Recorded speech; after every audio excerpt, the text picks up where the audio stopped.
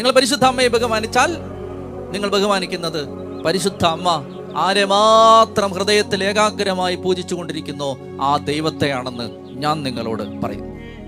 അതുകൊണ്ട് പരിശുദ്ധ അമ്മയെ ആരാധിക്കണം എന്ന് അർത്ഥമില്ല. ആരാധന വേറെയാണ്. ആരാധന ഹൃദയത്തിലെ ഒന്നാം സ്ഥാനം ആർക്ക് എന്നതാണ് ആരാധനാ വിഷയം. എന്നാൽ നമുക്ക് ആരെയും, നിങ്ങൾ നിങ്ങളുടെ അപ്പനെ ബഹുമാനിക്കുന്നില്ലേ? ഒരു പടി കൂടി കടന്ന് സ്നേഹിക്കുന്നില്ലേ? നിങ്ങൾ ചില വ്യക്തികളെ ഒരു പടി കൂടി കടന്ന് സാധാരണ മനുഷ്യരെ സ്നേഹിക്കുന്നതിന് കൂടുതൽ സ്നേഹിക്കുന്നില്ലേ? അത്തരം സ്നേഹത്തിന്റെ ശ്രേണി ബന്ധങ്ങൾക്ക് ദൈവം ഒരു തടസ്സമല്ല. അത് നിങ്ങൾ തിരിച്ചറിയണം. അതുകൊണ്ട് അമ്മയെ മഹത്വപ്പെടുത്തുന്നവൻ തൻ്റെ നിക്ഷേപം കൂട്ടിവെക്കും.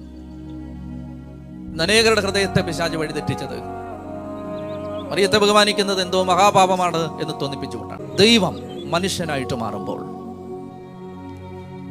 ദൈവം ഒരു മനുഷ്യരൂപമെടുക്കുമ്പോൾ, അഖിലാണ്ട പ്രപഞ്ചത്തെ മുഴുവൻ സൃഷ്ടിച്ച സർവശക്തനും സർവാധിപനും മനുഷ്യബുദ്ധിക്ക് അഗ്രാഹ്യനുമായ മനസ്സിലാക്കാൻ പറ്റാത്തത്ര മഹാ ഔന്നത്യത്തിൽ വസിക്കുന്ന ആ ദൈവം മനുഷ്യനാകുമ്പോൾ, ആ ദൈവത്തിന് വന്ന് പിറക്കാൻ ഏറ്റവും നല്ലതായി ദൈവം കണ്ട ഒരു ഉദരം ഈ അമ്മയുടെ ഉദരമായിരുന്നെങ്കിൽ, ഈ ലോകത്തിൽ ദൈവത്തിന് ഇറങ്ങി വരാൻ ഏറ്റവും നല്ലതെന്ന് തോന്നിയത് ഈ വ്യക്തി ആയിരുന്നെങ്കിൽ, ആ വ്യക്തി എത്രയോ ഔന്നത്യമുള്ള ഒരാളാണ്.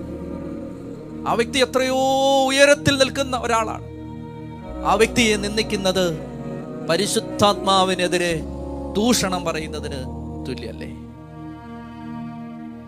ആ വ്യക്തി എത്രയോ ഉയരത്തിൽ നിൽക്കുന്നവരാണ്.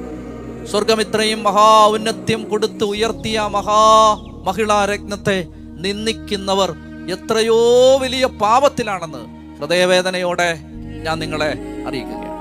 പാപമാണ്, മഹാപാപമാണ്. ആ പാപത്തിൽ ആരും പെടരുത്.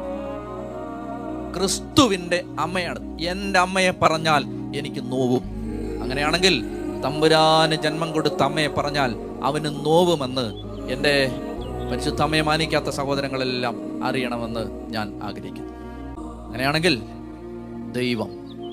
ദൈവം തൻ്റെ പുത്രനെ പ്രസവിക്കാൻ തിരഞ്ഞെടുത്ത ഈ അമ്മയെ നിന്ദിക്കുന്നത് പാപമല്ല, മഹാപാപമാണ്.